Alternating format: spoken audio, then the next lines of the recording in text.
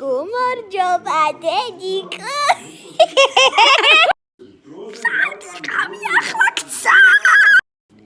მეგობრებთან დედა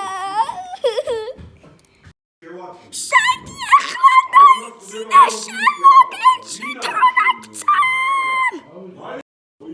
რამბავია ჰალხნოა რამბავია